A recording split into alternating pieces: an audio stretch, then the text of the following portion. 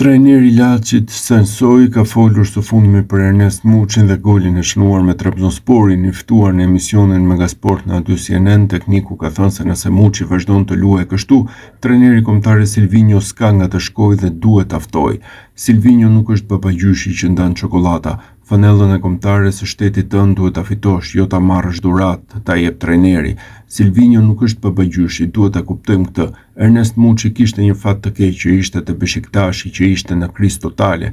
Klubi kishte borxhe dhe punëtoreshin shumë trajner, por nëse Muçi luan kështu, Silvinho nuk ka se ku të shkojë.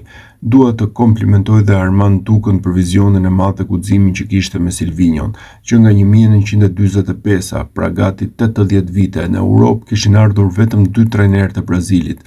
Kjo tregon shumë, pra brazilianët janë shumë të mirë si lojtar, kanë teknik, por nuk kanë aftësi drejtuese dhe prandaj në Europë nuk i preferojnë. Trajnerët brazilianë shkojnë më shumë në Arabinë Saudite, në Katar, por jo në Europë. Silvinho duket rast përjashtimi, tha Sansoj.